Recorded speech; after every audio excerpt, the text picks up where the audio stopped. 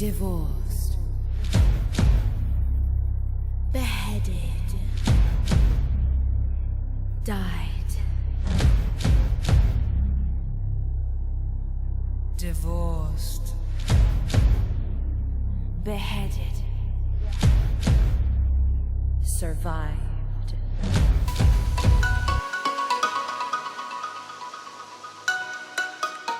Hey y'all, it's Brody, and today I have a super exciting announcement for you. I am co-hosting 6th Readathon.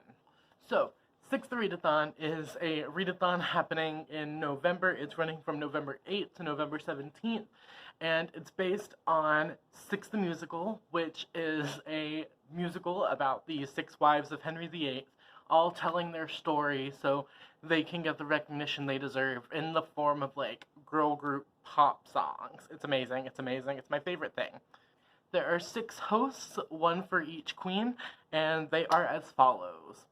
Katherine of Aragon will be Snow White Reader. I will be Anne Boleyn. Jane Seymour will be Page Screen Taylor. Wild Book Garden will be Anna of Cleves. MacBooks will be Katherine Howard, and at Lynn Hermione will be Katherine Parr. Channel below and Twitters and everything I'm mentioning, you know the drill, it's going to be in the downstairs. So, for Katherine of Aragon, the challenge is going to be read the first book in a series, because Katherine of Aragon was the first wife in a series of failed marriages. The second prompt is Anne Boleyn. That's me. I'm that Boleyn girl, and I'm up next. Because Anne was kind of a controversial figure, she was like the first wife to like intrude on a marriage, you know what I mean? And she really didn't give a fuck about what she said. She was just here to spill the tea. I want you to read a scandalous book. This can be an author that's had a controversy. This can be like a book that people on BookTube or Book Twitter think is scandalous, like a Sarah J. Maas book. It can be whatever your definition of scandalous is. The next prompt is Jane Seymour. And because Jane Seymour was such a strong motherly figure, you know, she was the only one that Henry truly loved, apparently. The challenge for this one is to read a book with a strong mother or a maternal figure. I feel like that's something that we don't see often enough on BookTube, especially because I think the focus, at least what I watch, is mostly young adult booktubers, and parents, like, aren't really a focus in the young adult books. You know, it's like, get out, mom. The fourth prompt is probably low-key my favorite, and that is Anna of Cleves, and that is to read a book that features something that you love about yourself. And this is because I don't really know that much about Anna of Cleves as far as, like, historically. But I know that she was, like, a rich bitch who didn't need no man, and she was, like, as the song goes, doing her thing in her palace in Richmond. So, you know what? Anna of Cleves, she didn't give a fuck.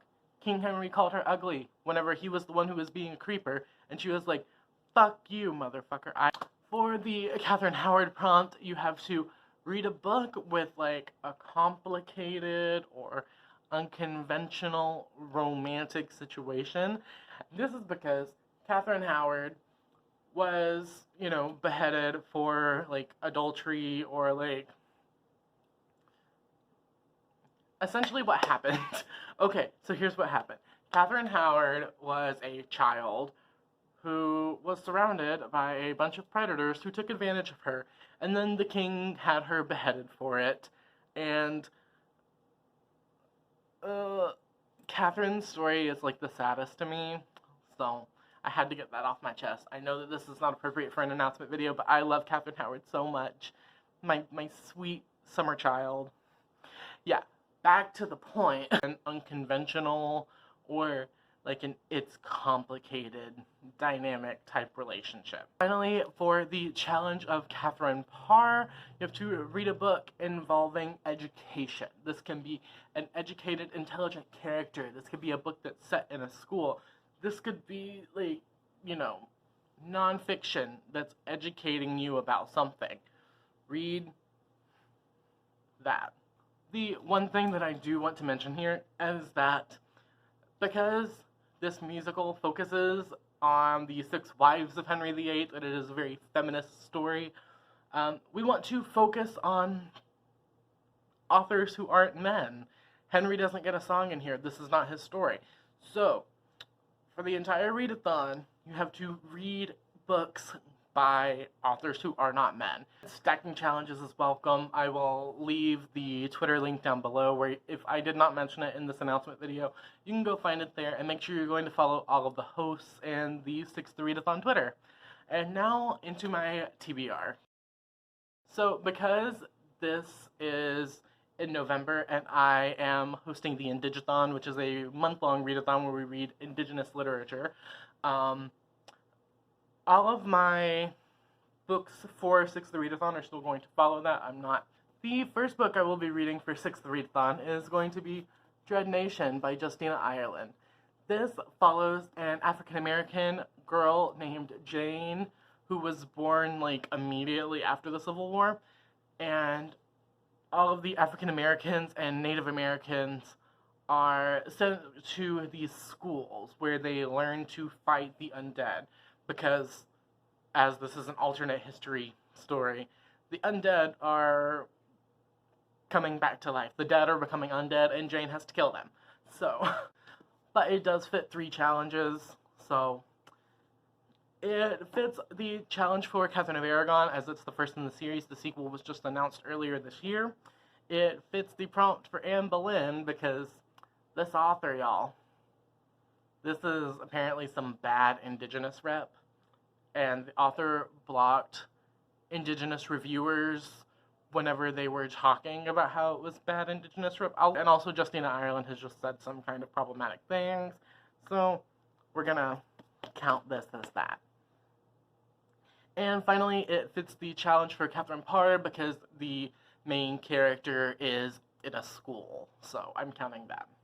The next book I have is one I do not have a physical copy of. I have it on my Kindle, and it is Johnny Appleseed follows an indigenous two-spirit character who has left the reservation to try and find themselves, and in order to make it, has to take up cyber sex work. The author is also two-spirit and indigenous, so that's really exciting. I love the own voices stuff we have going on this month. And for this one, it fits the prompt of Cleves reading a book that has something you love about yourself. I love my gender nonconforming identity. I love being indigenous. And slowly but surely, I am working on loving myself in a, more sex-positive manner. We can put it that way. The next book is Split Tooth by Tanya Tagaq. Follows an Inuit girl who is just journeying through life. That's one thing I've noticed a lot with indigenous literature, is that there's a lot of just like going through life. And it is her, facing the elements and all of this and finding herself while she's alone. And at one point in the book, I'm not sure how it's conceived, but she does give birth to a pair of twins. So this fits the prompt for Jane Seymour reading a book with a mother or maternal figure. And finally, we have Gods of Jade and Shadow by Sylvia Moreno Garcia.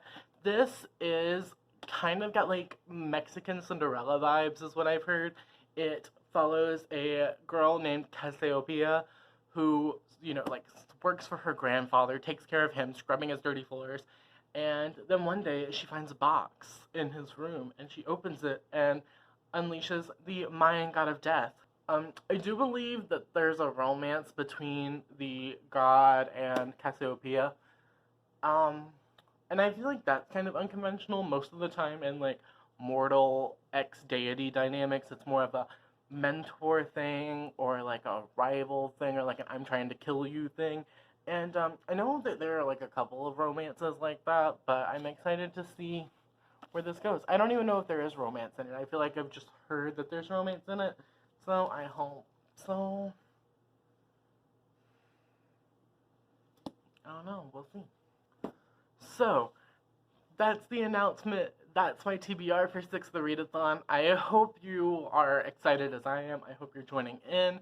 Let me know down below what you will be reading for 6th the Readathon, and also let me know who your favorite queen is, what your favorite song is. Let's just talk about this glorious musical that makes me bawl like a fucking baby.